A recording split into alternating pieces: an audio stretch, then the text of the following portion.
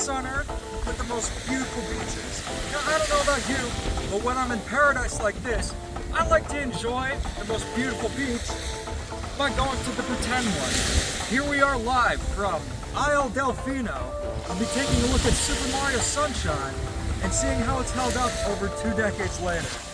You are now watching Demeech. When I think of summertime, I think of going to the beach, going to the water park, and on a typical Florida day, playing real-life Super Mario Bros. 3. That's a game where I stay inside all day long to avoid the increasingly angry sun. But despite that, I do miss some of that summer fun. When it's sunny but not scorching hot, it's great. But when there are those days where it's too dang hot to do anything, it's a bummer.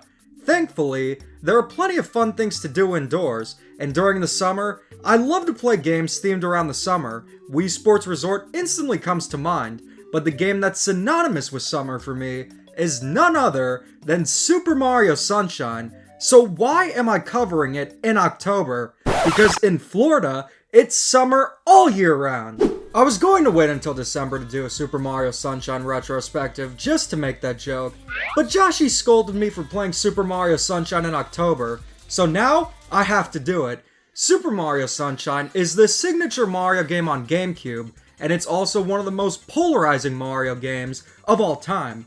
Games like Super Mario 64 and the Galaxy games have been universally praised, but Super Mario Sunshine is kinda divisive. When it launched, many were expecting a more traditional follow-up to Super Mario 64, but considering the vacation theme, the addition of FLUDD, and the different direction the game took, many didn't see it as a worthy follow-up.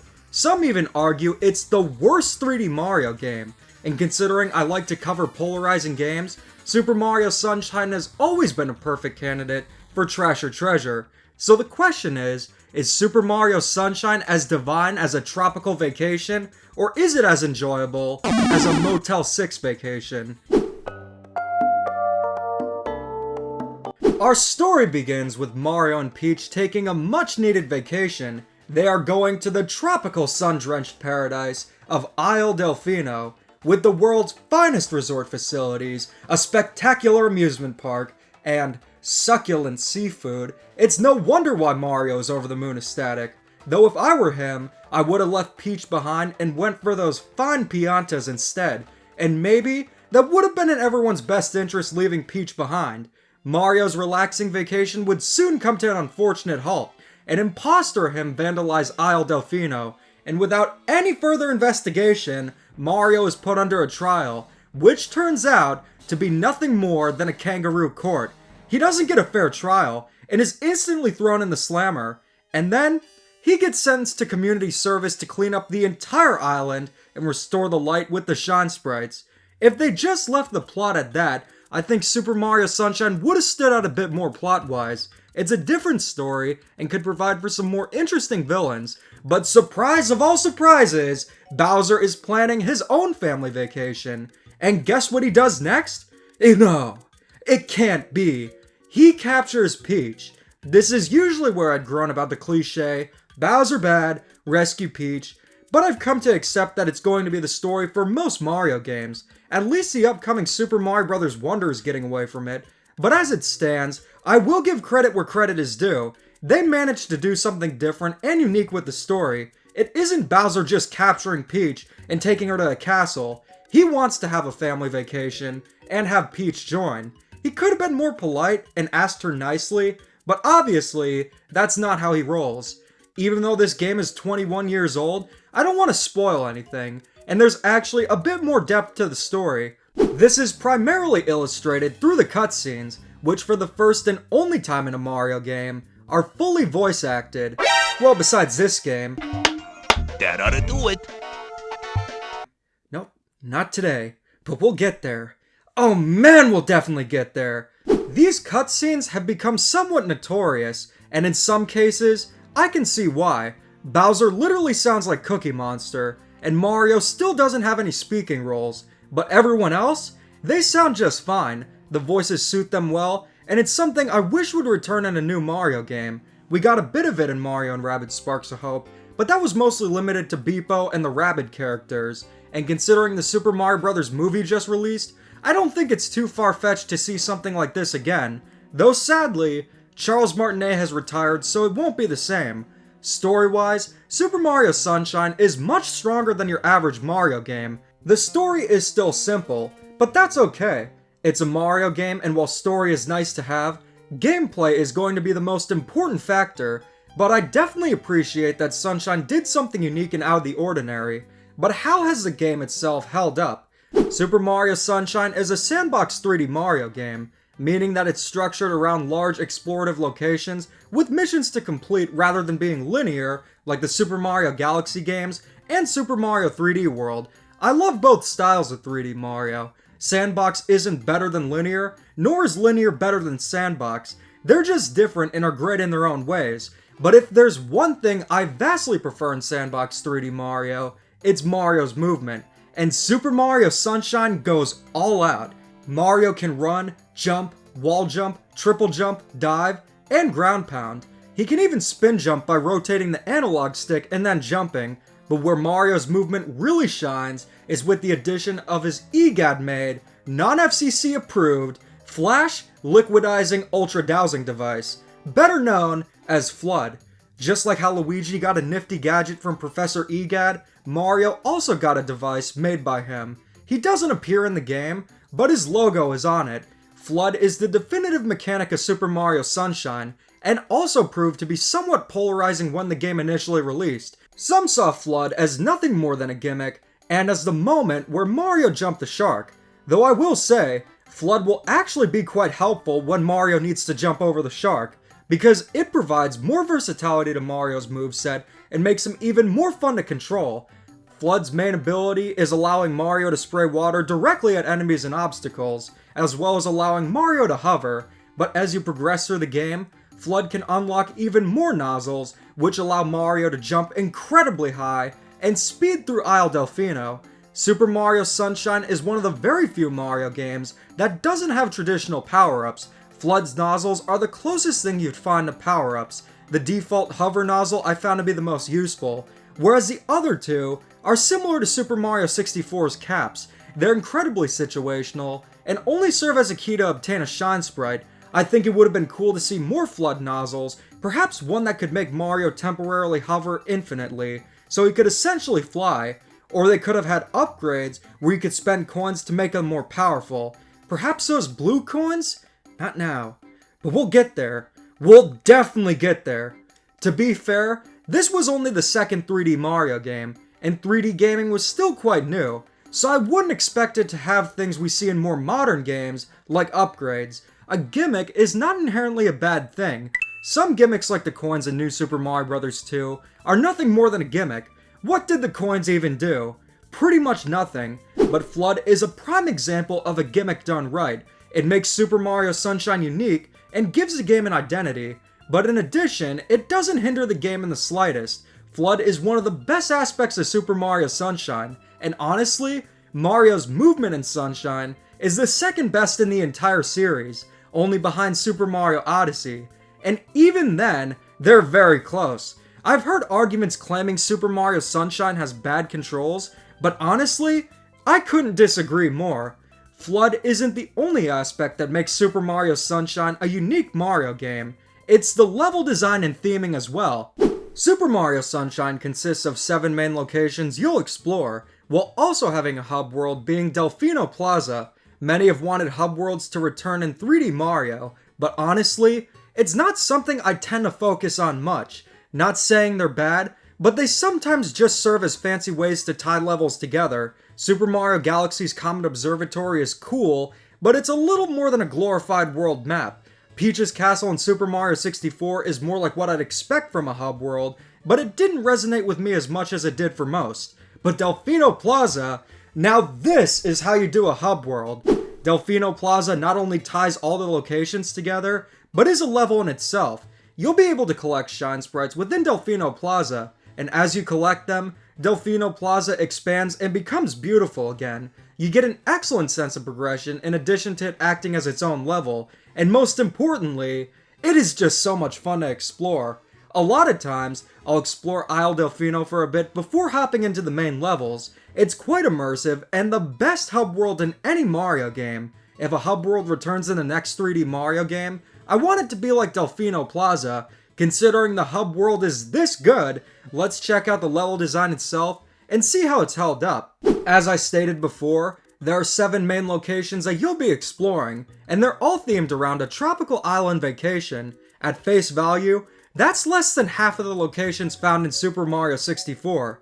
I do think a sequel should have just as much, if not more content than its predecessor, but there are exceptions, such as if it's a quality over quantity deal. Super Mario 64 had quality and quantity, though I could live without Tick-Tock Clock and Rainbow Ride. But this is where Super Mario Sunshine gets interesting.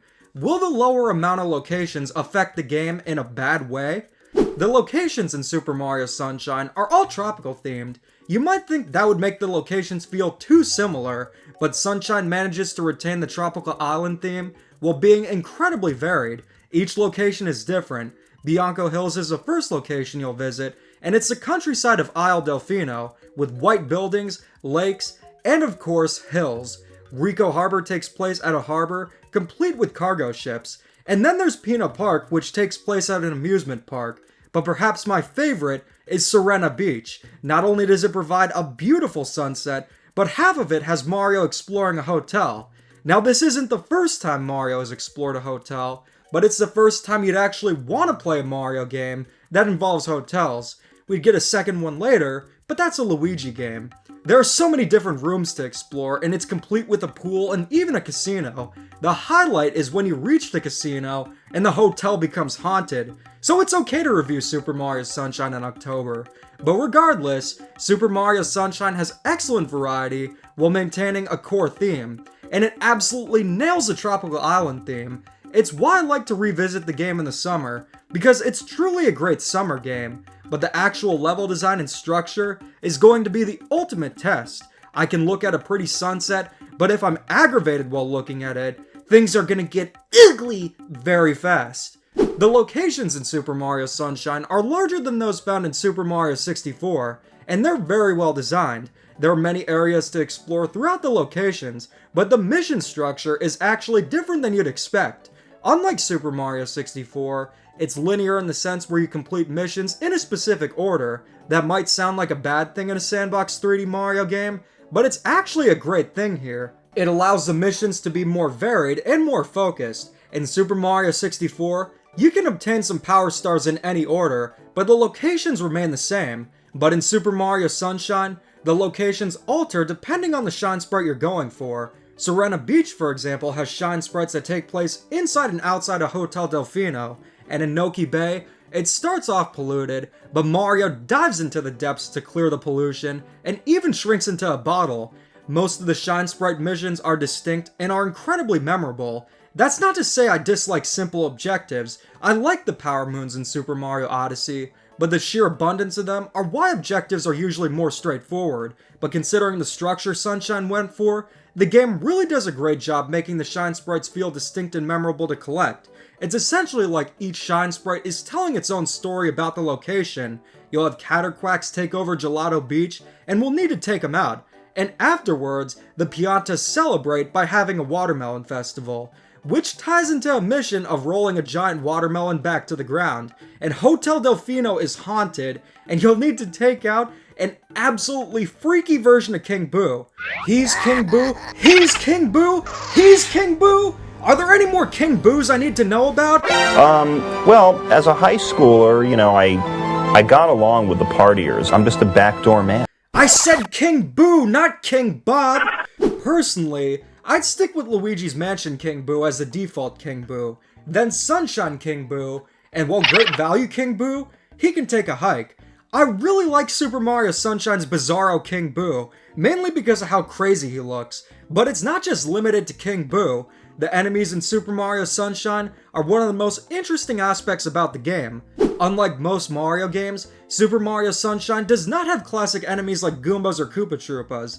Instead, it has mostly brand new enemies and tropical versions of classic enemies. Rather than the standard Koopas, there are Electro Koopas that honestly resemble Shell Creepers more than Koopa Troopas, and instead of Goombas, there are Strollin' Stews. Perhaps Isle Delfino has a show called Lonely Stew, who plays a Game Boy horror for the rest of his life, and even classic enemies that do return like Wigglers and Bloopers look very distinct. Considering Isle Delfino is a location outside of the Mushroom Kingdom, and assumingly pretty far since they had to fly there, it makes sense for the enemies to be different, and it really gives Sunshine its own identity. Super Mario World also went for a similar concept, where the Mario Brothers and Peach take a vacation to Dinosaur Land, and you did have unique enemy variations, such as the multiple Koopas and Galoombas, but Super Mario Sunshine took that concept of exploring a new location, and went all out with it.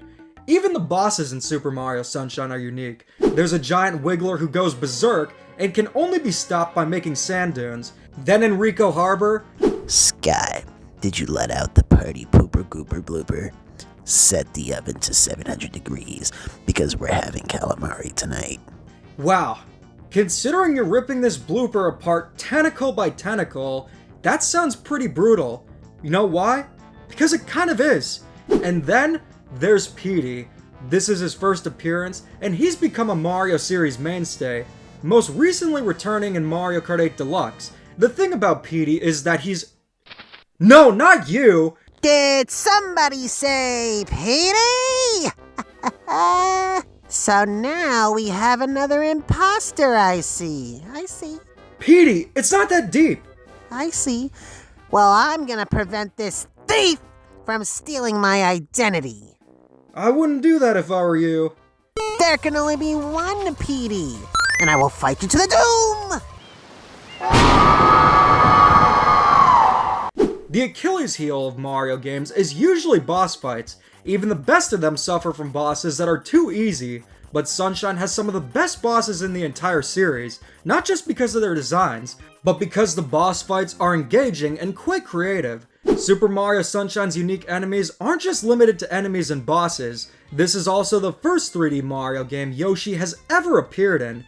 That is, until you realize that this Yoshi is not your average Mushroom Kingdom Yoshi. Oh great, it's Luigi's pet. First the football, now this. What'd you want this time? Mario, you here? Yoshi really miss you. It's because Yoshi has new abilities in this game. Look at this! Oh no, Mamma Mia, pizza, pasta, meatball! What did you just do? It's disgusting! What Yoshi can do is flutter jump, eat enemies, and spit out juice that turns enemies and obstacles into platforms, and depending on the fruit Yoshi eats, he can change color, which gives him new abilities. Pink Yoshi can make platforms that move up and down, purple Yoshi can make moving platforms, and orange Soshi Yoshi makes stationary platforms. As stationary as a talking, infuriating orange. All this is done by spitting juice. I will say, I love the tropical Yoshis. The color choices of orange, purple, and pink suit the game incredibly well, even if it's odd not seeing green Yoshi. But I do wish Yoshi was utilized more. That's something I can say about most Mario games, except for Super Mario World and maybe Super Mario Galaxy 2, where I felt he was utilized very well. But as strange as these tropical Yoshis are, Yoshi is always a great addition. Flood and Yoshi are great additions. It's hard to imagine Super Mario Sunshine without Flood. You know the saying, you don't know what you had until it's gone? Well, Super Mario Sunshine has missions where Shadow Mario steals Flood, and you'll need to rely on Mario's soul abilities to gain a Shine Sprite. These missions consist of platforming challenges that take place in another dimension, and they're some of the hardest Shine Sprites in the game to obtain. Considering how 3D Mario is mostly about exploration, the platforming aspect can sometimes be overshadowed, but in Sunshine, these challenges act as a platforming element of the game. They can be quite challenging, but for the most part, I found them to be great. Sometimes the camera can be a bit janky, but they're overall well designed, and I like that they're challenging. Games have become too easy nowadays, but Sunshine has a rewarding feeling after beating a hard level, which is something many modern games lack. Personally, the main missions of Super Mario Sunshine are the highlight, but the Floodless missions bring in variety and really test your skill. Excellent gameplay, superb movement, and an ocean of creativity. Wow, that sounds absolutely awful, doesn't it? Of course it doesn't, because so far, I've had nothing but positive things to say about Super Mario Sunshine. What exactly could make it the worst 3D Mario game? Super Mario Sunshine did carry over an element of 3D Mario, only found in one other game, Super Mario 64, that element being none other than Janktonium. Considering it's a relatively early 3D Mario game, the camera isn't always the most reliable. It's more of an issue in sections that require precise platforming, but honestly, I didn't find it to be that major of an issue. Its camera is still passable, definitely better than 64's, but I feel the performance could have been optimized better. This isn't a criticism that's often brought up, but Super Mario Sunshine only runs at 30 frames per second. Yes, it's a GameCube game. But you know what else ran at 60 frames per second? The beta of Super Mario Sunshine. It seems there were definitely some time constraints developing Sunshine. It's not noticeable immediately, but as you dive into the game, and really get into it, you'll start to realize Super Mario Sunshine didn't spend enough time in the sun. Actually, tanning can be extremely dangerous. Mario doesn't promote it. Leave that to SpongeBob and Patrick. Where Sunshine starts to get messy is with the selection of some of the missions. Of course it has to do with the repetitive Shadow Mario chases and 8 red coin missions. They're all going for the same objective, so that's a problem, right? Actually, no. Sunshine does a great job varying things up. The red coin missions are usually quite varied, sometimes focusing on exploration, but other times you'll be surfing on bloopers to get them. And as for the Shadow Mario chases, each location is different. They serve as pretty much a test of how well you familiarize yourself with the locations. Whereas the missions start to really derail, well, that comes with the secret shines, and there are some really bad ones. You want to hear what nightmares are made of? Have a listen.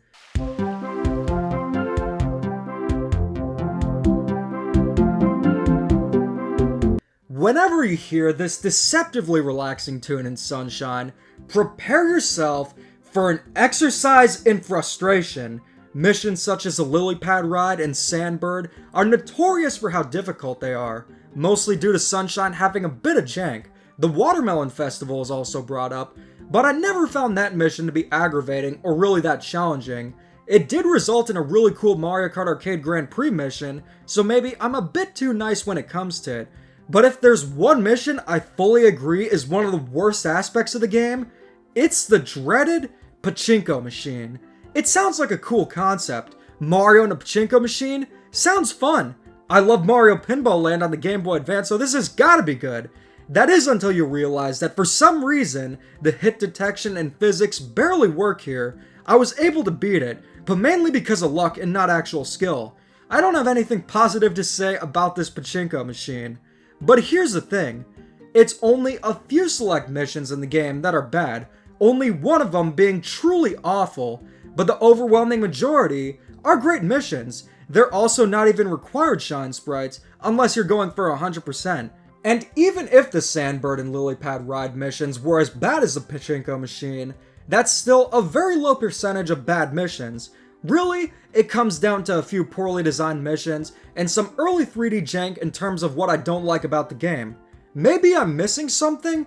So let's see how the presentation has fared.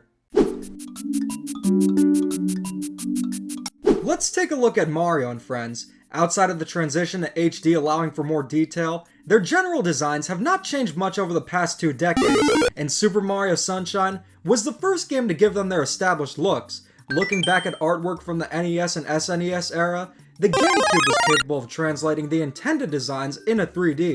You may have noticed the Nintendo 64 era renders look kinda weird, and that's because the technology wasn't quite there yet. And that's not even talking about the low poly in-game models, I'm talking about the renders. Super Mario Sunshine marked a significant change of designs for the characters, and they haven't changed much since. It's a little bit ironic Super Mario Sunshine was the game that set the established designs for Mario and Friends, because anything native to Isle Delfino, they have a very unique style. As I stated before, classic enemies are tropical variations only found on Isle Delfino, and I absolutely love their designs, but despite being different, they still look very Mario-esque. Graphically, the game looks gorgeous, even over 2 decades later. It goes to show that when you have a good art direction, games can really stand the test of time. It really goes all out with the tropical vacation theme, and it honestly makes me feel like I'm on vacation. And even to this day, the water effects in water look incredible. IGN would say too much water, and I'd be like, what are you talking about? The music is just as great as the presentation.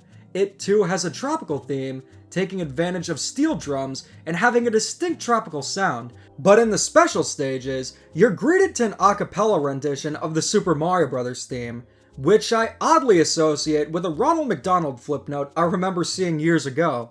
Considering how those stages go for a more abstract theme, it fits incredibly well. Sound design is also great.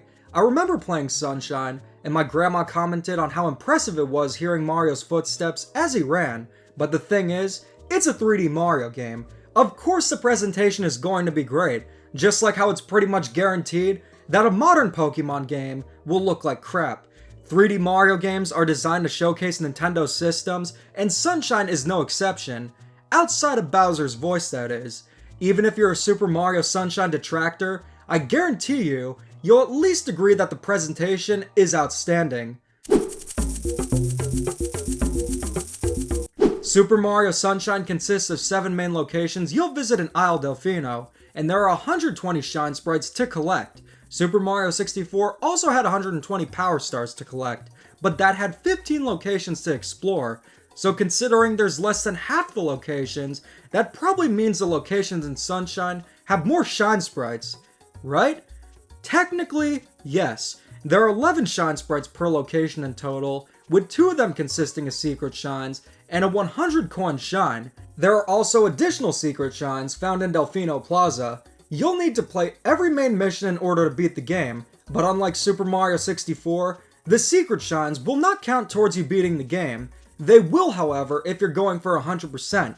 The question is, would you want to 100% Sunshine? In terms of just beating the game, Super Mario Sunshine is an incredible experience, but let's say you want to go for 100%. In terms of missions, there are 96 in total. That includes the dreaded Pachinko machine, the lily pad ride, and any others that require you to complete a specific objective. But if there's 96 missions, how are there 120 Shine Sprites? Well,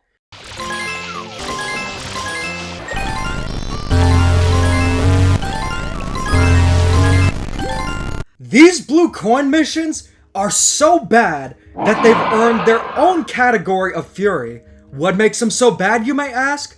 In order to exchange them for a Shine Sprite, you need 10 of them. There are about 30 hidden throughout the locations, so they serve as a secondary collectible, much like Super Mario Odyssey's purple coins. And just like those, sometimes the blue coins can be difficult to track down, though there were some cases where the blue coins were hidden in some of the most obscure and obnoxious places that I've ever seen.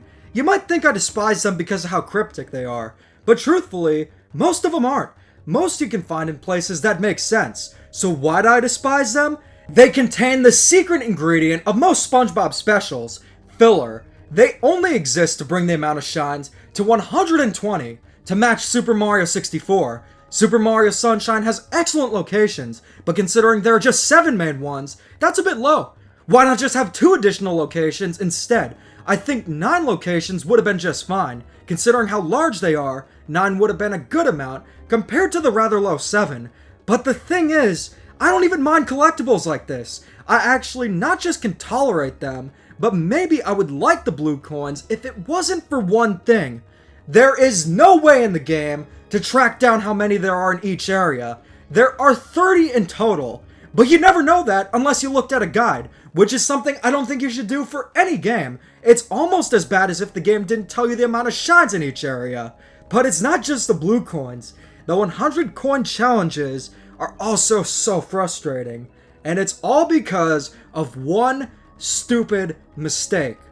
Episodes sometimes will not even have a 100 coin total. You can try to get 100, but sometimes they won't be there. You'll have to make sure a mission has 100 coins, otherwise you'll be wasting your time. I cannot stand these coins. It's no wonder I despise New Super Mario Bros. 2. I need a break. Alright, time to play something more relaxing.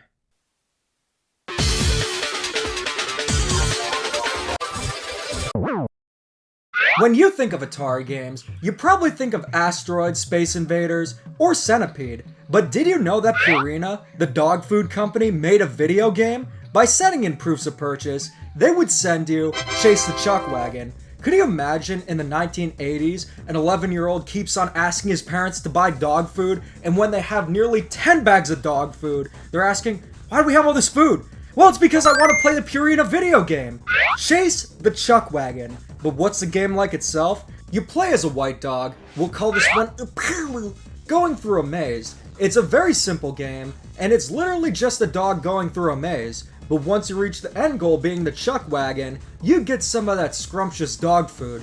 But watch out, you gotta avoid the flying objects, and you gotta run away from your owner who just wants to bring you back home. He doesn't want you to run off with this Chuck Wagon.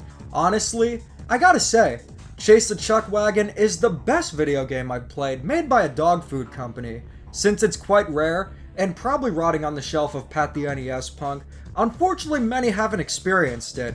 But now, I think I'm ready for some Super Mario Sunshine again.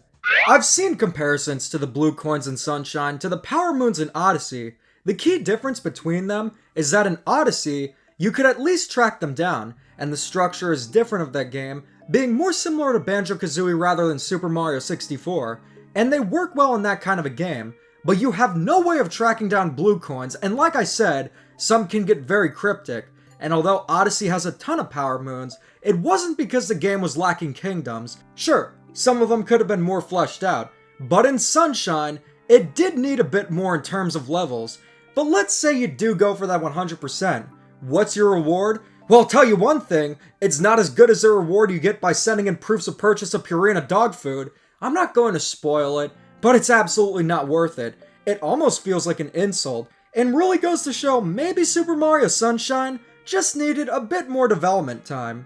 If you're just beating the game, Super Mario Sunshine is very enjoyable, though a little short, but 100%ing it is where the game really starts to derail. Even though I've said a lot of positive things about Sunshine, the padding with the blue coins and a certain lack of polish prevent it from being looked back upon higher. But did those aspects ruin the game for me? So far we've established Super Mario Sunshine has excellent gameplay, an outstanding presentation with excellent theming and character design, but the content is where the game starts to burn. So what's the verdict? You might not be happy when I say this, but just hear me out. You ready? I think Super Mario Sunshine is better than Super Mario 64. Despite its shortcomings, I found the gameplay experience to be a lot more unique and enjoyable, despite Super Mario 64 being more polished, and I think it could have been the best 3D Mario game, but considering its issues with padding and the occasional jank, unfortunately, it prevents it from being the best. But the worst? Super Mario 3D Land exists, remember? If Super Mario Sunshine had more locations to explore, better optimization, and a way to track down blue coins, as well as not having oversights like with the 100 coin challenge, it would be my favorite Mario game. Like I said before, I kinda like the hunt for blue coins, but I don't like that you can't track them down. Really, they should have been an extra in addition to 2 or 3 other locations, or at the very least have been trackable. Super Mario Sunshine is a rare case. It's one of the very few Nintendo games that feels kinda rushed, and the cracks definitely have shown greater over time, considering succeeding 3D Mario games pretty much avoided all of Super Mario Sunshine's pitfalls. So then we come to the question, how would I rank it? When looking at a game analytically, determining a ranking boils down to whether or not the pros outweigh the cons, or if the cons outweigh the pros, or if they're somewhere in between. And with Super Mario Sunshine, even though it does have some significant cons, the pros outweigh them by a significant amount. Super Mario Sunshine gets the ranking of Silver Treasure. Very close to Treasure. From a personal standpoint, I love Super Mario Sunshine, and it's always going to be a treasure to me. But objectively, from a game design perspective, the padding cannot be ignored. I hope one day we'll see a full-on remake of the game that fixes the issues, because if there's any game that needs a remake, Super Mario Sunshine truly does. But in the meantime, I'd still recommend playing Super Mario Sunshine. It's a very unique Mario game accompanied by excellent level design, really cool new mechanics, and a tropical theme. So what do you guys think? Let me know in the comments and keep calm and dada on.